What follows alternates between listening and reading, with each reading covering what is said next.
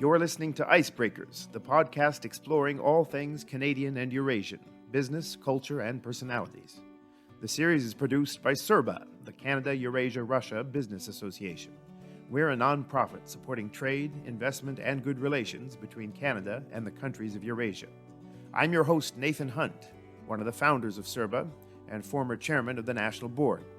I invite you to tune in regularly for valuable insights relating to the region.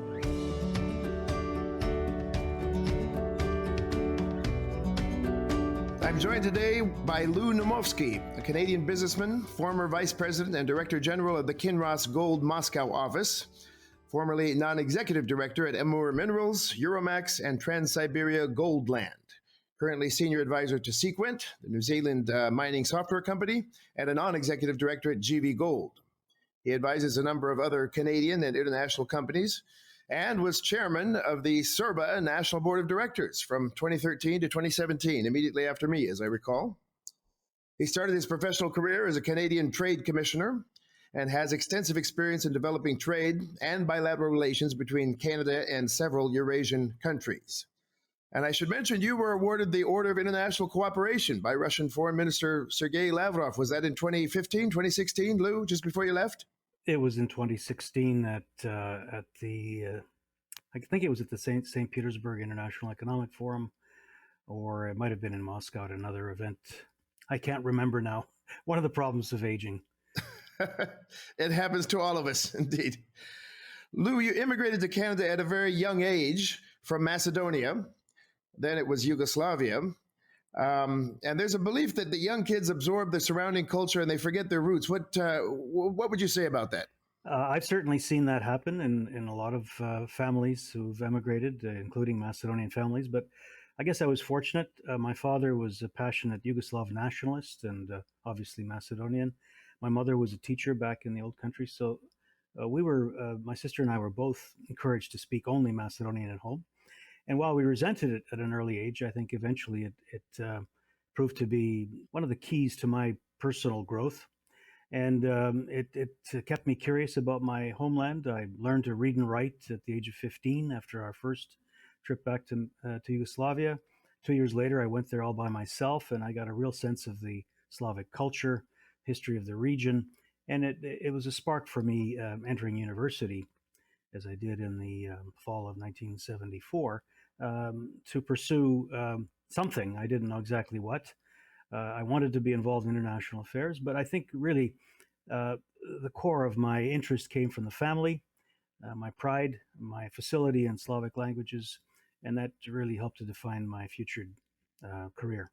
And you ended up studying Soviet studies or Russian studies at Carleton University in the 70s, is that right?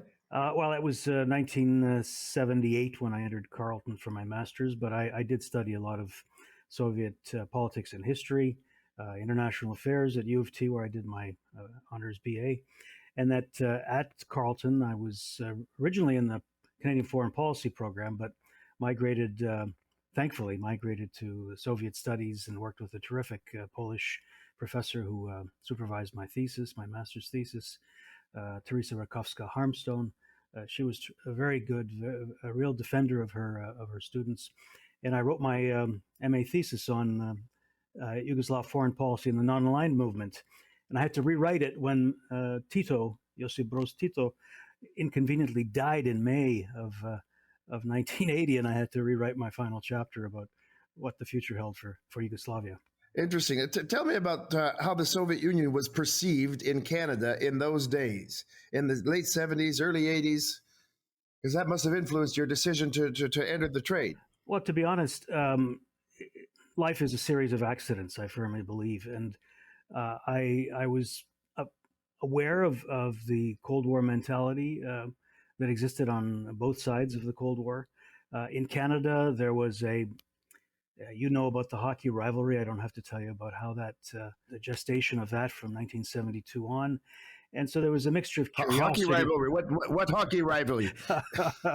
Well, we don't think it's a rivalry anymore, but it certainly was. And so that was on the positive side. There was a desire to prove that as a small country relative to the Soviet Union, as the inventors of ice hockey, So we claimed we could be better. And of course, the Soviets were more than a match. Our mutual friend Vladislav Tretiak proved that on many occasions. So that's the one side of the perception from Canada. The other side, of course, as a NATO member and the perceived threat, the potential aggression from the Soviet Union.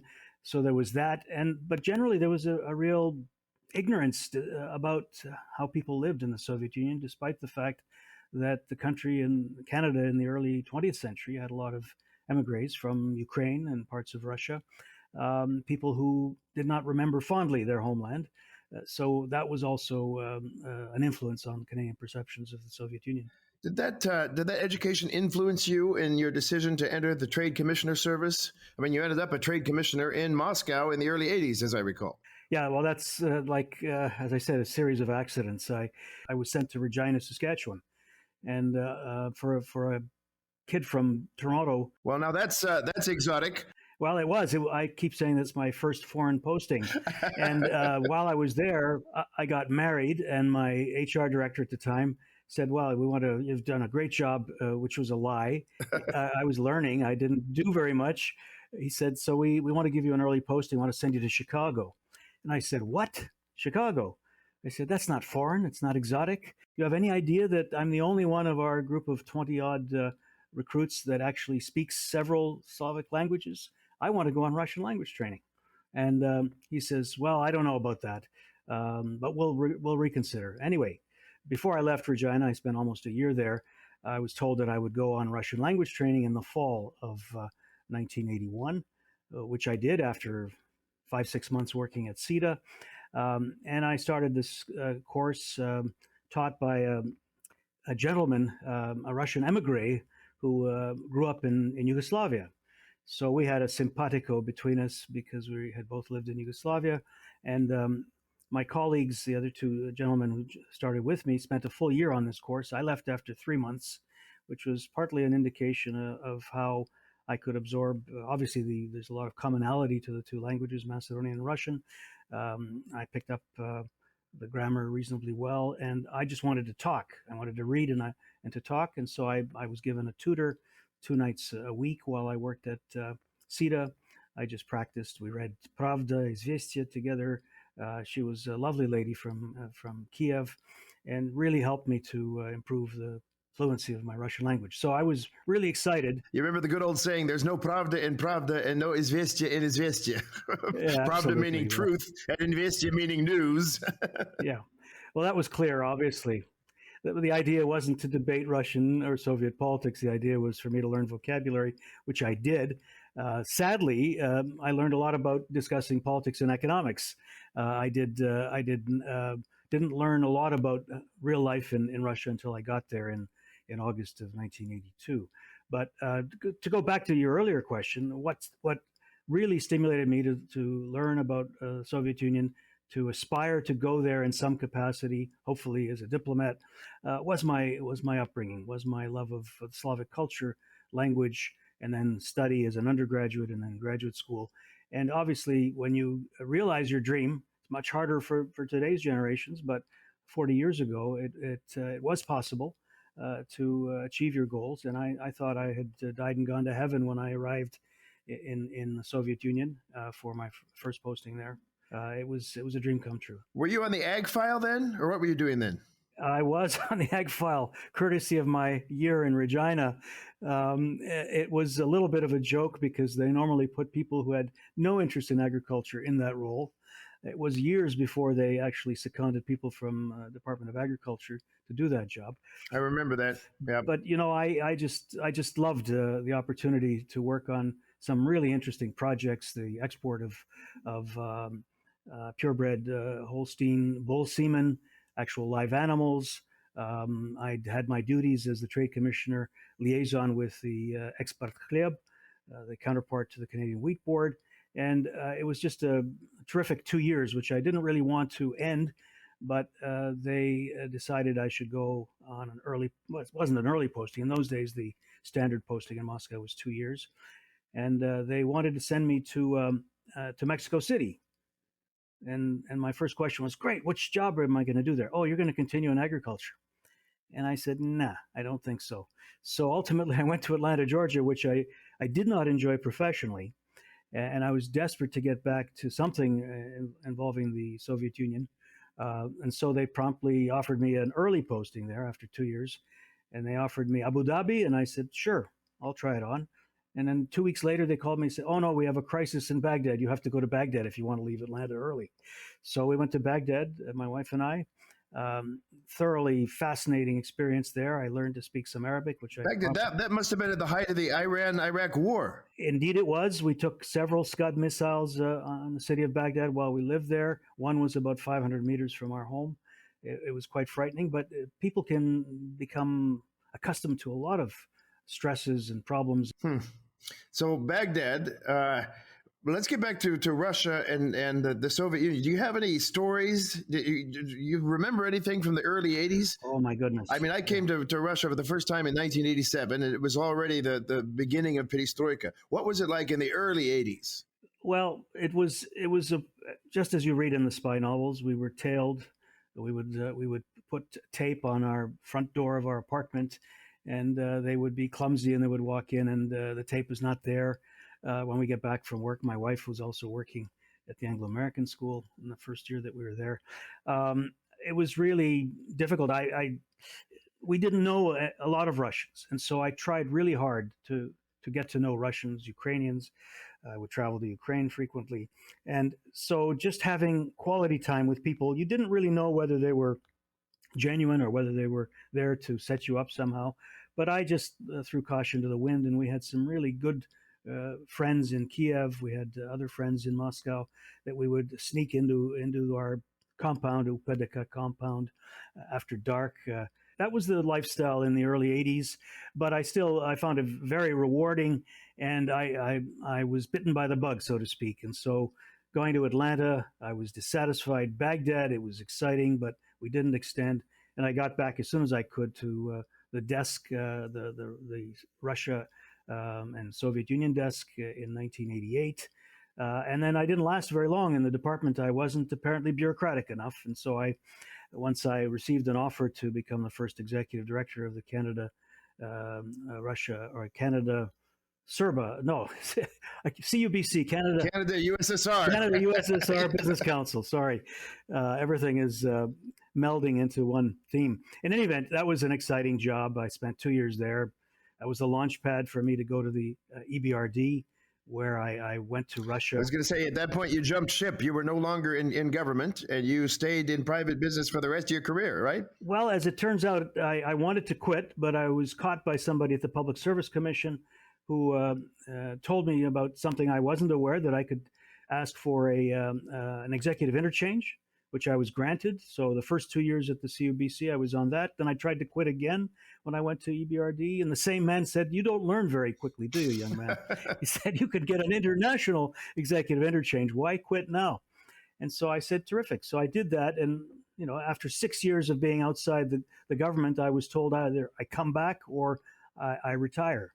And so I retired, and I vested my pension, which I started to collect 5 years ago when I retired. So I was happy I did that. That experience in the Foreign Service as a trade commissioner in all of my three posts was really useful as I entered the business community, through the auspices of the CUBC and then the EBRD. And so it was there. The experience was extremely rewarding. I owe my career to the Canadian Foreign Service, which is it was very difficult to be selected through the competitive process. So that made me feel pretty good about myself. But equally, when EBRD offered me a job, it was a wonderful opportunity as well. I'm trying to remember, there was some story on you in the EBRD. Somebody wrote a very negative something about you. Tell me that story. I'm trying to remember that. Well, it's actually after the EBRD. It was at Visa. Oh, really? Okay. We when I took over the Visa and opened the office for Visa in Russia, I wanted to reform things because the business wasn't going very well, while Russia was about to take off, and the consumer society was really picking up. So I reformed a lot of things, and the old boys network that existed while my predecessor at Visa worked with the banks, quote unquote, worked. It was a complete mess. So I decided to reform things. And one of the things we decided to do is to stop giving away Visa licenses to these. You remember better as well as I do, there were well over 5,000 banks in Russia in the early part of the 2000s. And he would give away these licenses for that turned out to be vanity projects for some of these regional bank owners. And then I started to enforce the rules. And the rules said you have to issue cards before you can, and you have to have a business plan. And there was this one particular bank in the Urals that didn't really like what I had done. So I found this out much later than the article appeared. But I was in Cyprus at a meeting of our senior bank representatives, and my PR colleague, she called me and she said, "Are you sitting down?" I said, "Well, no, I'm standing up because we're milling around after this presentation." She said, "I'll send you something by email." So she sent me this article and I read it, and it basically the premise was. What do oligarchs collect? And it started off the first few paragraphs about the famous oligarchs and their Fabergé collections, et cetera, and how they had to pay homage to the state because, of course, this is Russia. But this is not a fate that Lou Naumovski has to worry about. As everyone knows, he was a former diplomat and likely a spy. And he's in managing Visa, he is collecting bank executives, and he refuses to appoint certain people to this post or that post. This was an inference that I had any power to appoint people to the boards, and I didn't, because everybody would stand for election and be elected for the Visa Russia board or for the CEMIA board. In any event, I was really quite hurt by this, stupidly, in retrospect. So I called around to some of the bankers that I knew well. And I said, "What am I to make of this?" And one fellow who sadly perished earlier this year from COVID, Pasha Ivanov, he started laughing on the phone. And I said, "What are you laughing about?" He says, "Well, you've got the opposite reaction to what you should have.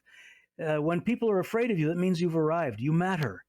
So you should hold your head up high, because somebody wants to bring you down means that you matter and you've made a difference." Indeed. Now, technology was changing in those days. You talked about how Russia leapfrogged over the West in the area of credit card payments during our last talk. Tell me more about that.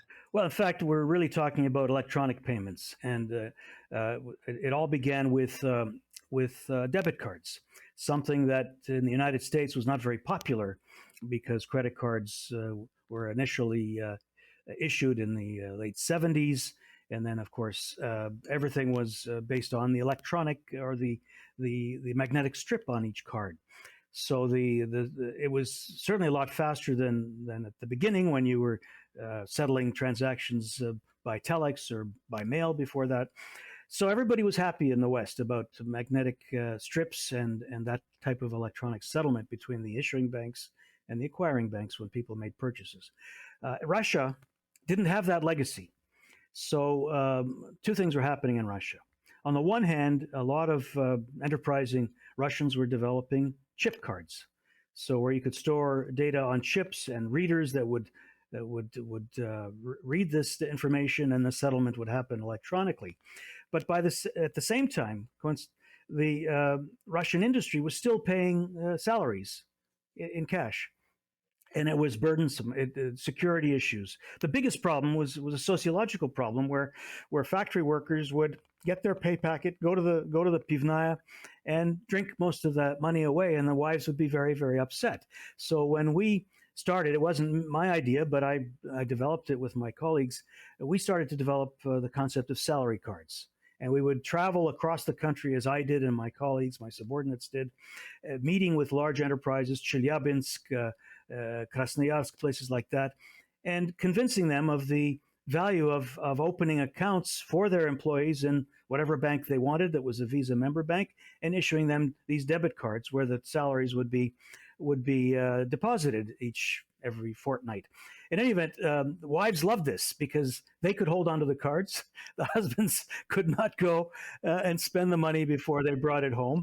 And the take-up was just phenomenal. I mean, in the 3 or 4 years that we did that very aggressively, we signed up so many enterprises, and the number of Visa cards went from about 800,000 in August of 2000 when I joined to when I left in 2007. There were 43 million Wow. payment cards in Russia. The vast majority of which were Visa cards.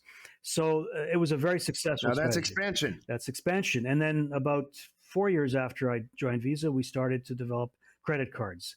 And that was a very challenging thing to do. One of the problems was under then Russian law, if you bought something on a credit card, the interest would accrue from the moment of payment. And so if you didn't pay within as soon as possible, you were charged compound interest, which most Russians and I grant you, most North Americans still don't know what compound interest is. But in any event, so we said this isn't going to help us to expand credit cards. So we went to Vladislav Reznik. When we spoke last, I couldn't remember his name, but he was the head of the finance committee.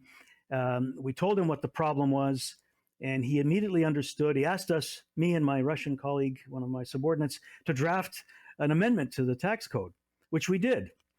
Sent it to him 4 days later. Within a month, it was in the draft that went to the president. So this was in just around Christmas of that year. And then on the 30th of January, the president signed it into law. So with that change, the grace periods that banks could give their customers where interest was not charged as income and it didn't compound, that was really the one of the keys to the development of the credit card market in Russia. And now it's expanding. Initially, people would only take money out of the ATM, but then they realized with this grace period, they could buy substantive things and plan their budget much more effectively. So so Russia today has, I don't know what the current figure is, but there are millions of credit cards where there were several thousand only in 2004 or 5. So you actually wrote part of the Russian legislation on credit cards. Yes. Interesting. That's right. On the grace periods it was, I mean, for me as a former diplomat, when I thought that was the only way to become involved in international affairs, to influence things, I realized not just at Visa, but subsequently in my other work with Kinross that individuals in the 21st century involved in international commerce, involved in international relations, can have at least as much and sometimes even more influence on how things happen in the country where they're stationed. And it was enormously rewarding for me, not just that example from Visa, but from Kinross when we helped to reform Russian subsoil legislation. It was immensely satisfying to know that if you're there with goodwill, with no pre-existing suspicions or anything, saying, we'd like to help because rising tide floats all boats. Let us suggest these things to you. And new generations of enlightened bureaucrats in post-Soviet Russia were really keen to listen and to learn and to implement things that could help Russian consumers and the Russian economy. Well, you're helping me segue into the next phase of your life. How does a guy like you, with zero education in mining, end up being one of the major mining executives of Russia? You knew nothing about mining. How do you jump from Visa International credit cards into one of the world's leading mining companies? Well, I told you, life is a series of accidents. I was working for Visa, sitting in my house. It was Christmas of 2006. I get a call from Jacob Kunzer, who was a trade commissioner at the embassy in Moscow, Canadian embassy. You remember Jacob? Great guy, Jacob. Yeah, love Jacob. Yeah. He says, Lou, how are you? I said, Jacob, I haven't seen you for a while. How are things? He says, well, I got a proposition for you. Have you ever heard of Kinross Gold? And I said, yeah, I've heard of them. When I was at EBRD, I was responsible for for our investment in their project in Russia, in Magadan. And I had met several of the executives earlier when my wife wanted me to leave to go back to Canada. So I had some familiarity. He said, "Well, they're about to make a big acquisition in Russia, reacquisition. They left briefly the market, and they're looking for somebody to head their Moscow office. Would you be interested?" I said, "Sure, why not?" So when I was home for Christmas, I had my first interview. I had a total of 6 or 7 interviews. And by March of that year of 2007, I was made an offer. And they kept changing the offer when I wouldn't, and of course it was too good to turn down. Yes, you're right. I knew very little about mining, although I had worked on two mining projects while I was at EBRD. So I could BS almost as well as you can, Nathan, about things that I know very little about. And so I took the job. I'm a good BSer, let me tell you. Oh no, after 30 years of knowing you, I can attest to that. In any event, so I joined on September the 7th of 2007. And I knew that I couldn't add any value to the company based on my knowledge of geology, although I did get a quick course at the University of Guelph before joining. I had to add value in a different way. So I turned the Moscow office into a true representative office, representing the interests of the company. Worked closely with the actual mining specialists in Magadan and at the Kupol mine. And I carved out a role for myself and for our office that I think did add value. And it wasn't my idea to do these recommendations on mining legislation reform. It was the then CEO, Ty Burt. But I took his idea, ran with it, and we developed a series of white papers. There's a fourth that has come out in the last year and a half, very well done by Stanislav Baradyuk, whom I hired and who succeeded me in that role. And so we didn't interfere in the mining operations, but we did have authority over government relations, over regulatory affairs, and we did help, when there were bottlenecks, and we helped because of my previous contacts and my ability to ensure that Kinross Gold was accepted into the Foreign Investment Advisory Council, and that gave us a profile. I'm going to interrupt you here. You just dropped that name like it's nobody, but Foreign Investment Advisory Council is a big deal. As Joe Biden would say, a big effing deal. It's the largest investors in the entire world from countries all over are members of that. And you, I believe, engineered for Kinross to become the very first Canadian company represented on that council. Am I right? Well, I wouldn't say engineered. I facilitated it. My history with FIAC goes back to when I ran the EBRD office in Russia. The very first meeting of the FIAC organizing committee happened in my boardroom at the EBRD offices. I was a member of the executive committee. We would work very closely with then Minister of Economy Yashin. So I had some background, and as a consequence, I knew a lot of people, not only the companies, but people at Ernst & Young who administer the FIAC, and I made the case for Kinross, and it was a big deal because it was the biggest, the Kupol acquisition was the biggest investment in the Russian mining by a foreign company, over $3 billion. And so it was justifiable for them to accept Kinross. And we worked with FIAC in order to give legitimacy to the mining reforms that we proposed. It raised the level of importance and attention that the government paid to what we were proposing. And of the 16 initial reforms, while I was still working for Kinross, 9 of which were adopted, and subsequently a couple more have been adopted. And this is the kind of thing that doesn't happen easily, even in Canada.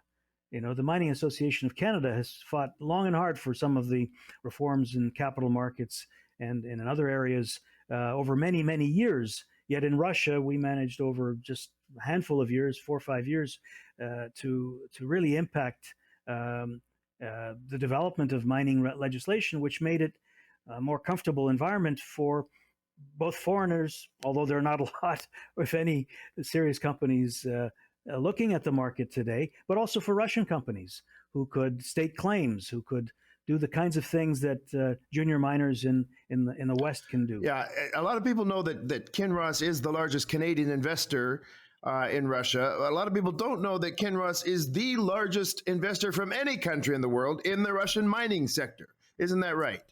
Absolutely. And after I left, Chubaltkan, it was an asset that Kinross acquired. It's a large, very prospective area in the Khabarovsk region.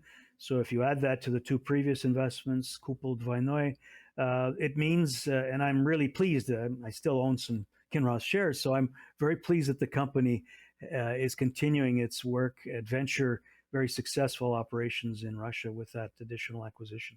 Yeah, Chulbatkan, we call it affectionately the Chewbacca venture. I can remember that name. Yeah, that's right. Well, it's actually only the one area in a larger property that they've acquired.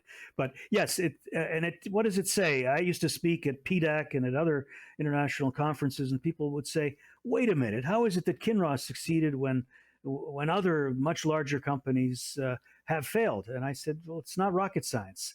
It's working methodically, developing relationships, being completely transparent, and understanding that we are guests in a sovereign country and we're exploiting resources because they allow us to do that.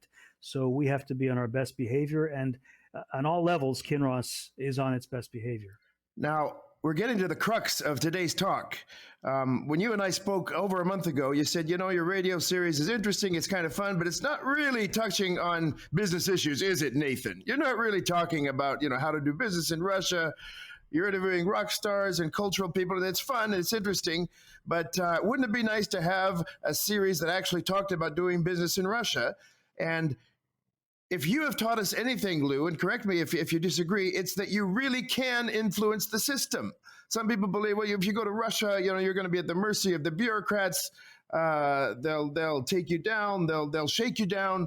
But you, in your position at Kinross, I think firmly showed that a company that behaves as it would in the West, that behaves as a responsible corporate citizen, can actually influence and count on the support of the Russian government. Am I right? Can you expand on that?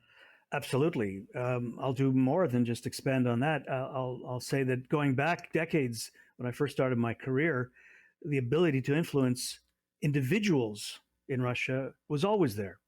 When I worked in animal genetics as the ag official in the embassy, I had a good relationship with people at Plemskot, which was the foreign trade organization that did the imports.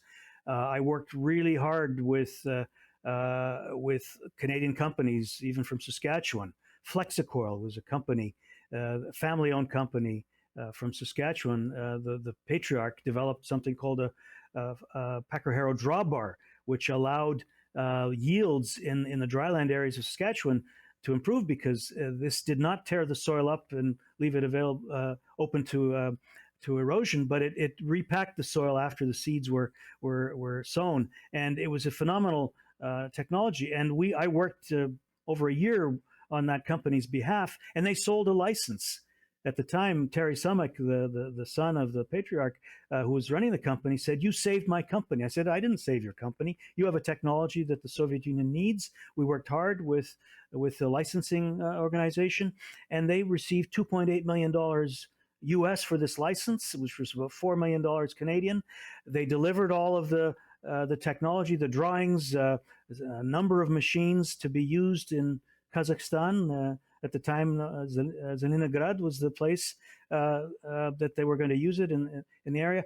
And they never produced a single machine. It was a license to manufacture the machine. But the fact is that my efforts and the company's persistence, so we could make inroads in the Soviet bureaucracy in order for them to buy the first, at the time, the only license from Canada to be bought by the Soviet Union. So I go way back in that, and whatever role I had, I really believed that I could influence individuals, sometimes organizations, and certainly with Visa, we had a lot of influence.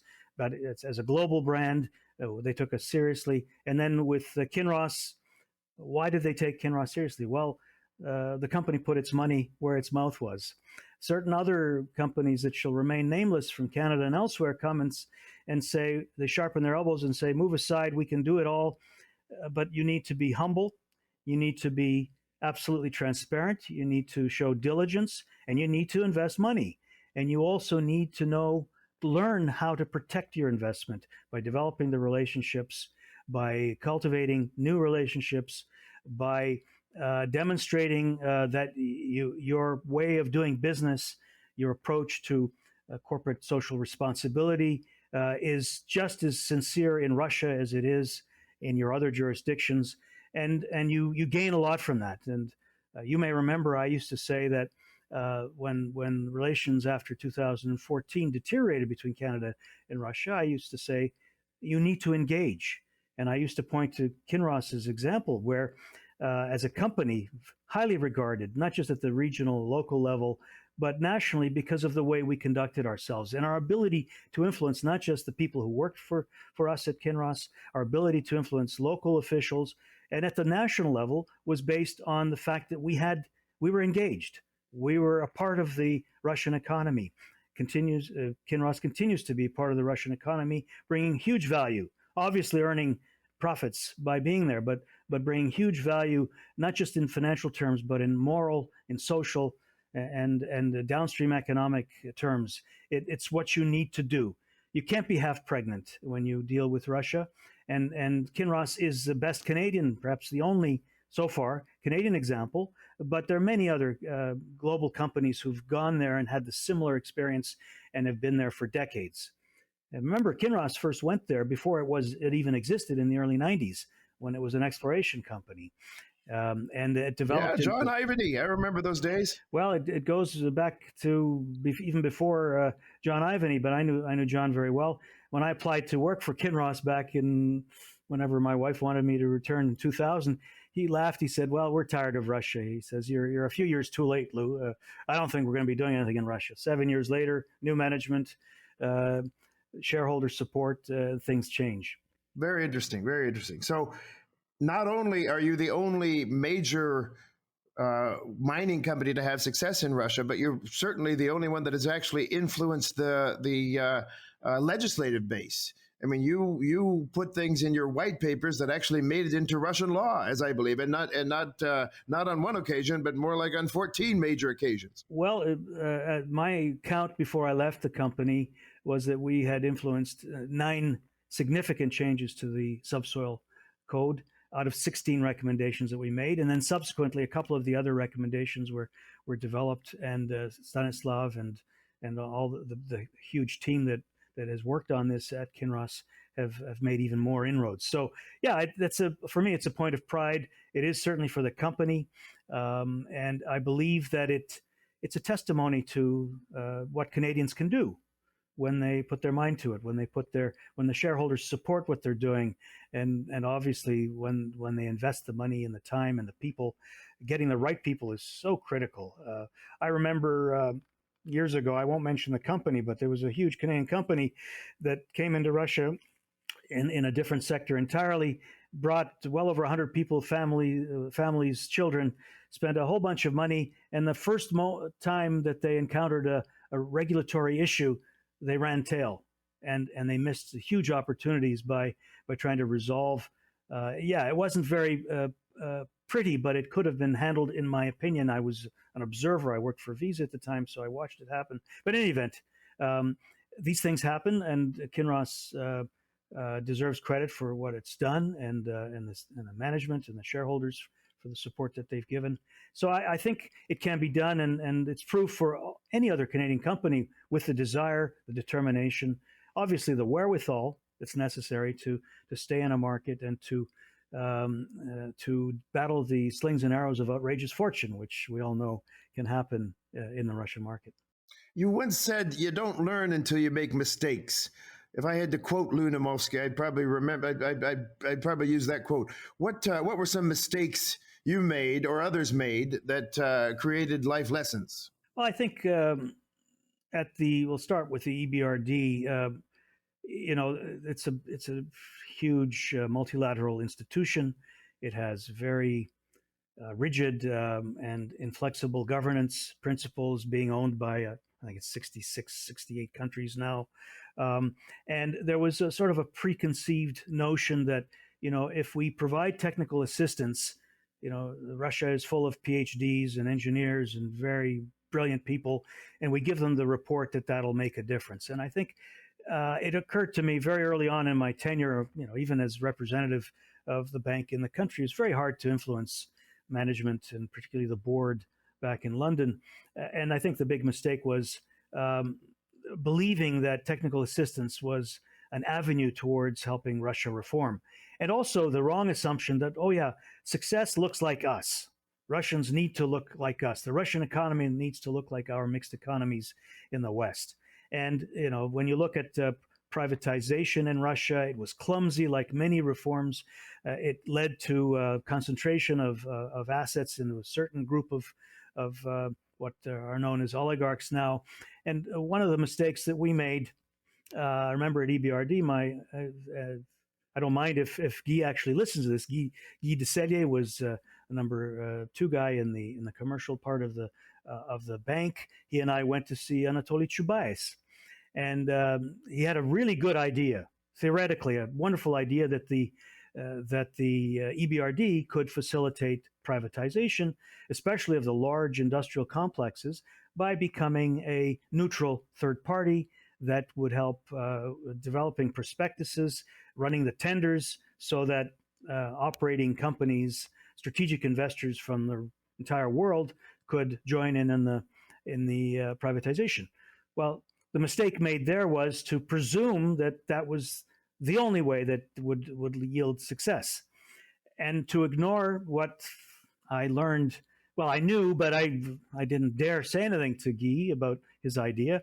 But Chubais, who speaks excellent English, turned to me and he said, "Lou, you know very well that this isn't possible in our country. It's a wonderful theoretical idea, but in our country we have to let наши ребята, our guys, we have to give them the opportunity to privatize these assets." So what could we have done differently? Well, we could have taken that response and say, okay, fine, how can we work with ваши ребята, with your guys? How can we help them to do this properly, and so that the state can earn more money for the privatization, so that they can get the kind of support they need to shorten the period of transition? We didn't do that. It was the reaction from Guy was, well, that's. Are you sure that's what he said? I said, yeah, I know. That's exactly sure. I said, I don't know why he didn't tell you in English, but he told me, so I'm telling you now. So that was one of the mistakes that the institution, I think, in hindsight, at the time, I was just not really significant enough in the hierarchy of the bank to push my views. So that was one thing. In terms of Visa, I think well, we didn't make a mistake, but we saw other mistakes. Visa was the number one brand in international payments, electronic payments. And so my predecessors said, oh, aren't you happy as Russian banks to join this international organization? And I turned that around. I realized it was a mistake. And I said, no, my tagline was, we are the most international of Russian payment systems. And so we did things like sponsoring the Russian Ice Hockey Federation, the President's Cup of golf that we did at Nakhabino over 5 years. We did things to make people feel that Visa was their brand, and by the same token that they were part of an international network of banks and cardholders. So that was very positive. In terms of Kinross, well, it's not a mistake, but my vain hope was that before I retired, that we would have acquired an additional asset. I'll tell you, you also did a lot of help for other mining companies, not just Kinross. You're not a junior miner, but you reformed the claim staking legislation. In the past, it wasn't possible to stake a claim and immediately turn it into a production license. Now I'm over my pay grade when I speak here, but you used to have to go to tender. If you found something nice, you had to set it up for auction. You may or may not get what you found, and you changed all that, didn't you? Well, that's still the case for deposits that have registered, let's say, or proven deposits. But what did happen because of our efforts was that they understood that claim staking is not a bad thing. It's not the Wild West. It basically gives people the incentive to look, to explore. And if you stake a claim and then you get your exploration license and you find it, then you get your development license. That's a good thing because you're going to continue to invest money. There wasn't a real sense that exploration was an economic activity that brought in money and investment, but it does. It costs a lot of money to explore, and you need Russian drilling companies, you need Russian geologists, and so that stimulates the economy, not just the actual mining, but but exploration. So there's a lot of enlightened officials in Rosnedra and in other agencies that started to appreciate that. I heard somebody say that thanks to Kinross's efforts, it is now easier to stake a claim in Russia than it is in Brazil. Is that right? I hadn't heard that, but it's probably true. And when you compare Brazil, and again, here's the perception versus reality. Brazil has a very, very challenging fiscal regime. Okay, in many ways, Russia is if you're a mining company, it's easier to deal with in terms of royalties, in terms of the tax structure, in terms of your obligations. So I learned that. I don't know that much about Brazil, although Kinross is active and has one of its biggest, or its biggest open pit mine in Brazil. But I often heard my colleagues, both on the finance side and on the mining side, say, hey, you know, when they would come to Russia, hey, this is a lot easier than it is in Brazil. And as we see in terms of, environmental enforcement, Russia is serious about environmental enforcement rather. But if you behave responsibly in any jurisdiction, you can make it in Russia as well. And when you're fined, you pay the fine. You can argue and you can go to court. And surprisingly, here's another myth that both the customs court and the tax court is completely rigged. It's not. Like many foreign investors in Russia, Kinross has used the courts to its advantage. Sometimes you win, sometimes you lose, but it's not a foregone conclusion. And yet the prevailing international belief is that, you can't do that because you're bound to lose. And it's just not the case.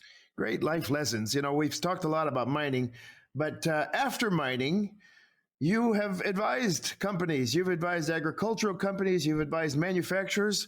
Do you have any interesting stories about what you did after retirement, quote unquote retirement, I should say? Well, for me, the most amazing thing is I applied not for a single position. So if you spend long enough in a place and you have a reasonably positive reputation, people will seek you out. So my first board seat was with Amur Minerals. I knew the people that were involved while I was at Kinross. And so I spent almost 4 years on that board. I have to say my tenure wasn't successful because I had suggestions, multiple suggestions. We had heated debates about what we need to do to advance that project. And then there was a change of control and I left the board. Then I was concurrently recruited to join the board of Euromax, which still has a project in Macedonia, where I'm from. And yet again, I tried to influence their understanding of how Macedonian politics work and what they needed to do to accelerate the permits that they were waiting to receive. Again, my advice was not heeded because there was most of the management were very cultured, effete, if I might say, Brits who wanted to do things the way things were done in the West and were not prepared to be sort of very proactive and critical of the government to try and move the project along, because essentially Eastern Macedonia needs some kind of industry because it can't survive on agriculture alone. In any event, that didn't happen. So I kept getting these offers, and the most recent offer is with GV Gold, which is a venerable number 7 or 8 gold producer in Russia. It's a joint stock company, so there are let's say there are unrelated shareholders as well. And I was surprised and honored to be offered a board seat. And so that's interesting because it's a purely Russian company, even though there's Western capital in it as well. I don't represent any capital. I'm purely independent. I'm on the audit committee and I'm learning a lot. Unfortunately, I haven't been able to physically be in the room with the other members of the board, although I do know several of them. I know the management. That's been a wonderful experience. And the same thing, I mean, I worked for 3.5 years for BRP, formerly Bombardier Recreational Products, helped them to refine their search for a potential location for a manufacturing facility. Because I knew the chairman who sits on the advisory board of McCain Foods, he recommended me to their management, and I was happy to work with them, and I'm still advising them on their project. They broke ground, as you know, on a French fry manufacturing facility in a free economic zone in Tula. Project is going well, and the administration of Tula and and the management of the Free Economic Zone.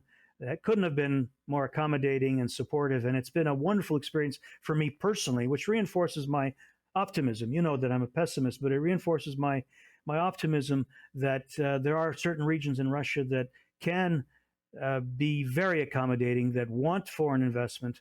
And McCain, I think, has experienced that.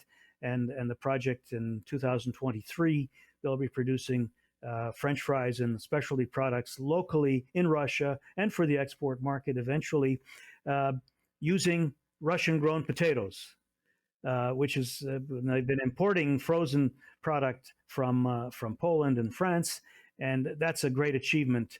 There's no reason Russia can't have multiple French fry and potato products plants. And so that's another source of satisfaction. So advising Sequent, basically on the Russian market in general, not about the software. I don't know much about geological software. I've learned a lot by working with them for the last 4 years.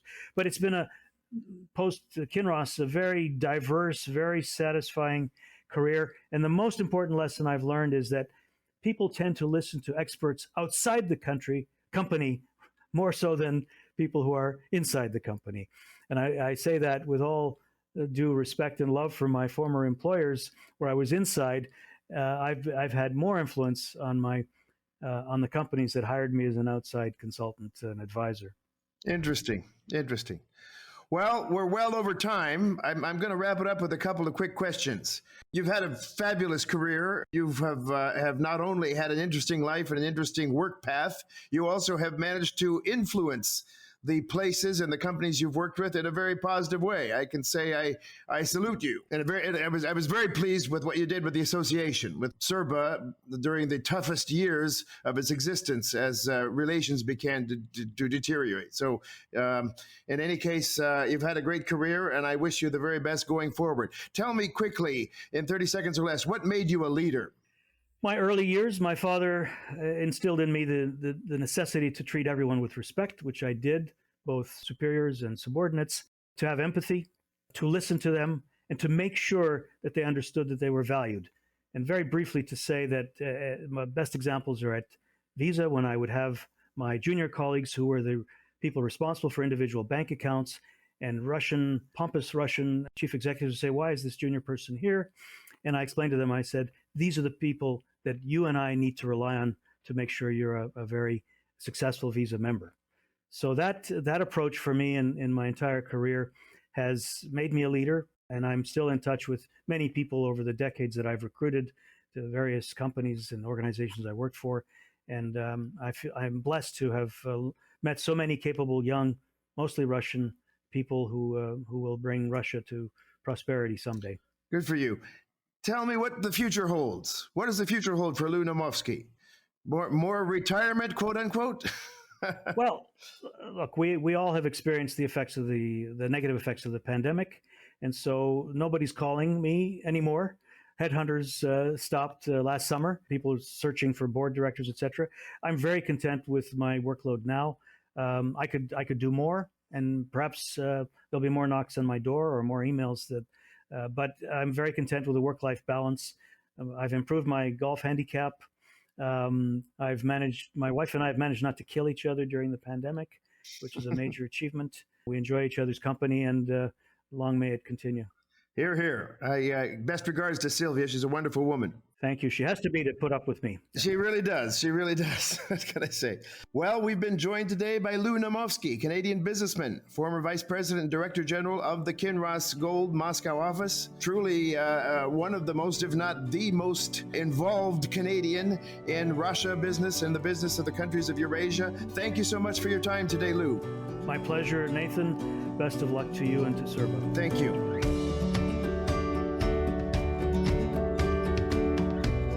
You've been listening to ICEBREAKERS, the podcast produced by CERBA, a nonprofit business association supporting trade, investment, and good relations between Canada and the countries of Eurasia.